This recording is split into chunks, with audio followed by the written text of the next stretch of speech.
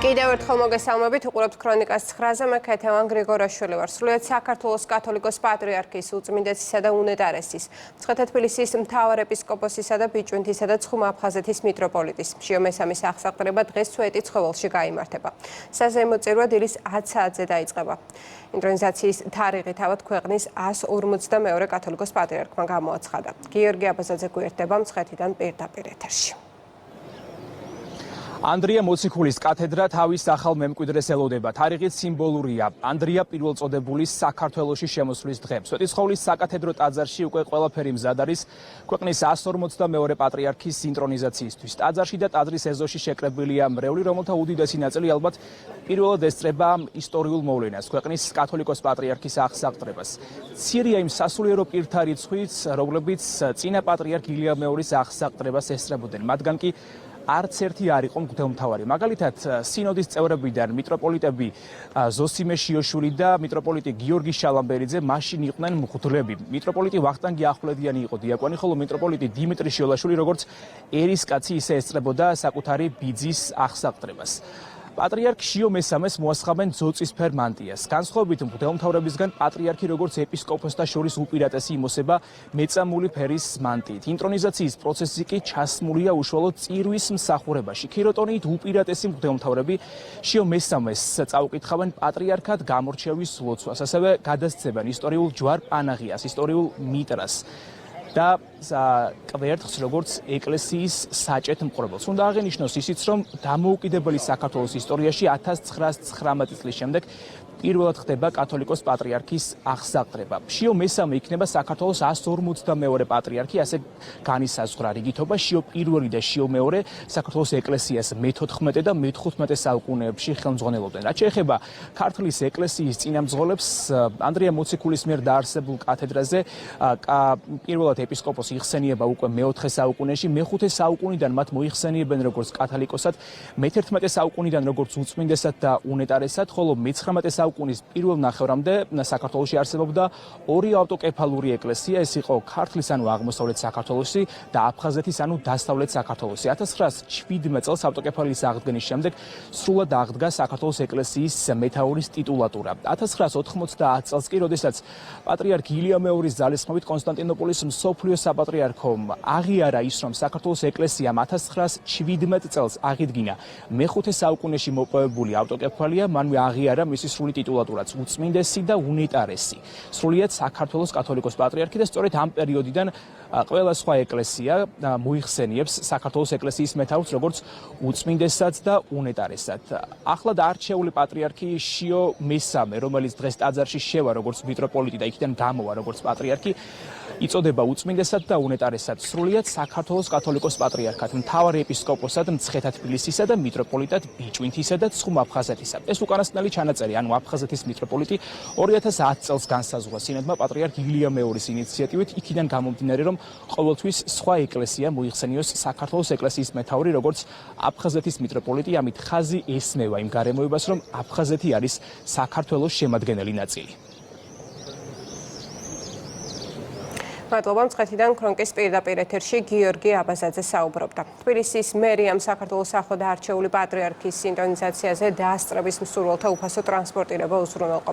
მოქალაქეები მუნიციპალური ავტობუსებით პირველი რესპუბლიკის მოედნიდან სვეტიცხოვლის საკათედრო ტაძრამდე.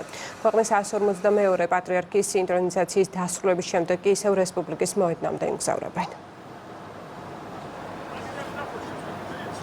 მმართველ გუნდში დარწმუნებულები არიან, რომ შიო მესამე ღირსეულად გააგრძელებს ილია მეორის მიერ დატოვებულ გზას და წარმატებით შეასრულებს ერის სულიერი მამის უმნიშვნელოვანეს მისიას, რაც ქართული ეკლესიისა და ქვეყნის უახლესი ისტორიისთვის ახალი ეტაპია.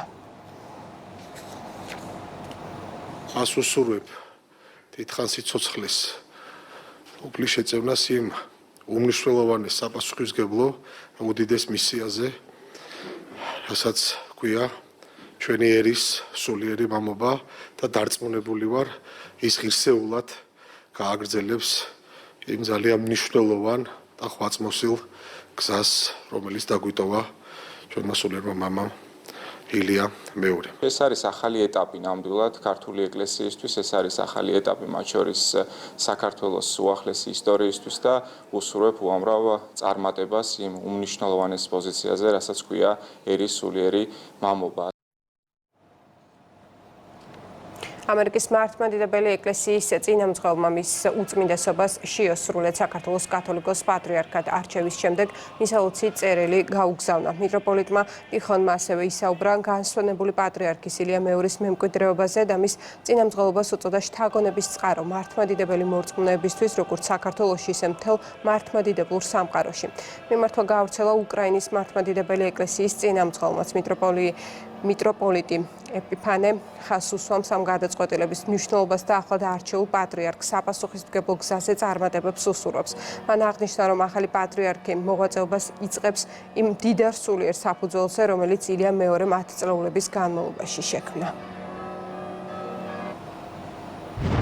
საქართველოს მართლმადიდებელ ეკლესიას თავისი უძველესი სამოციქულო მემკვიდრეობითა და საუკუნოვადი განსაცდელებისა და გაძლების ჟამს ურყევი მოწამეობით განსაკუთრებული ადგილი უჭირავს წმინდა მართლმადიდებელ ეკლესიათა ოჯახში. თქვენი ეკლესიის ცხოვრებაში ამ მნიშვნელოვან მომენტში ვლოცულობ, რათა უფალმა მოგმადლოთ თქვენო უწმინდესობა, სიბრძნე, ძალა, მშვიდობა და უხვი მადლი ამ წმინდა მსახურების შედგომისას.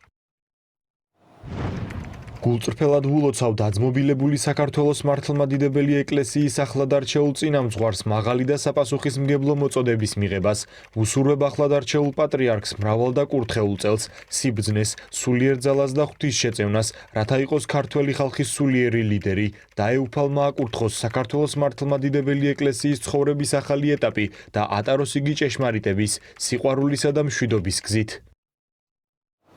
შემესამის არჩევაზე რიგი ოპოზიციონერების გამოხმაურებებს, რომლებიც ახალ პატრიარქზე და ეკლესიაზე შეტევად შეფასდა ეხმიანებიან მმართველ გუნდში. ქართულ ოცნებაში მიიჩნევენ, რომ ეს განცხადებები იმ ანტიეროვნული საქმიანობის გაგრძელებაა, რომელსაც ეს ჯგუფები წლების განმავლობაში ეწევიან.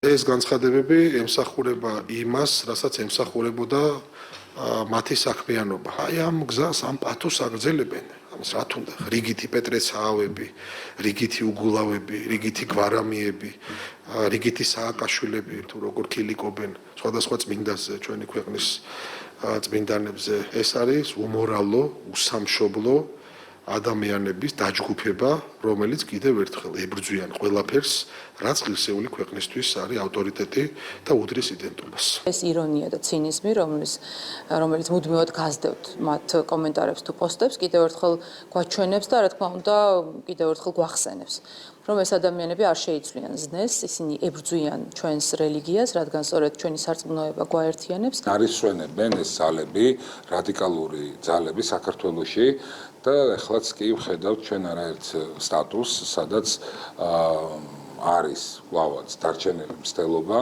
რომ ამ უმნიშვნელოვანეს პროცესს სრულიად საქართველოსთვის რაიმე ფორმით რაღაცა შეუცვალონ გეზი და სხვა გვარად დაანახონ საზოგადოებას, მივდივია რომ მათ არანაირი წარმატების შანსი არ გააჩნიათ.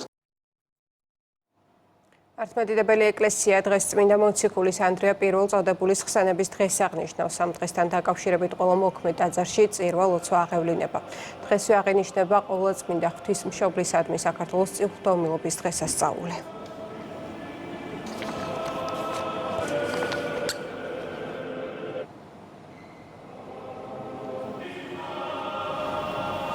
ტრამპის ორგანიზაციის აღმასრულებელი ვიცე-პრეზიდენტი ერიკ ტრამპი სოციალურ ქსელში Trump Tower თბილისის პროექტის ფოტოს ავრცელებს, როგორც მან დაწერა ეს მათი პირველი პროექტია რეგიონში და მოუთმენლად ელიან მის განხორციელებას.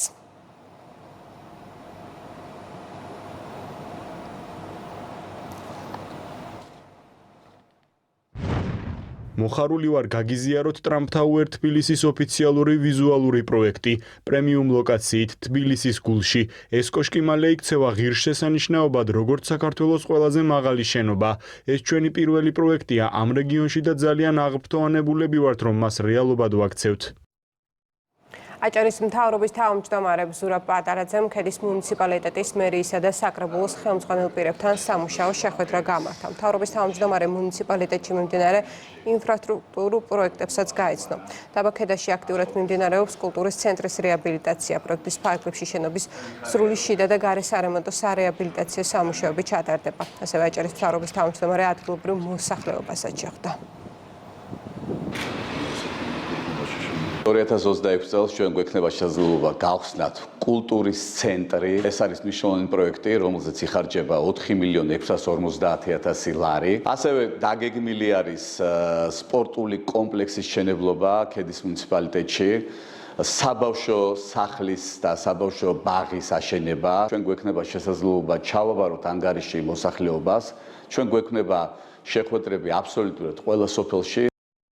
საქართველოს სოფელ ბაილეთში სკოლასთან მისასვლელი გზის რეაბილიტაცია დასრულდა. პროექტის ფარგლებში მოეწყო 4 მეტრიანი საავტომობილო ხიდი, რკინაბეტონის სანიაღვრე არხები, 210 მეტრის ლითონის ცხაურები, ასფალტის გზა და ეზოებში შესასვლელები. გზის რეაბილიტაცია რეგიონებში განსახორციელებელი პროექტების ფონდისა და ოზურგეთის მერიის ფინანსური მხარდაჭერით განხორციელდა. ვიმყოფებით სოფელ ბაილეთში, სადაც სკოლასთან მისასვლელი გზის რეაბილიტაცია მიმდინარეობს. პროექტის მიხედვით მოეწყო საავტომობილო ხიდი, სანიაღვრე არხები, ლითონის ცხაურები და კეთდება ასფალტის გზა, სადაც გათვალისწინებულია ეზოებში შესასვლელები. სანიაღვრე არხი გაკეთდა ხიდი კაპიტალურად ძალიან გასაგვირად და აი რო უყურება, მან ძალიან უნდა შეცვალოს მდგომარეობა. ქრონიკა პირდაპირ ეთერში ზუსტად 10-ზე დაბრუნდება. იმედის ეთერს კვლავ იმედის დილა განაგრძობს დროებით გემშვიდობებით.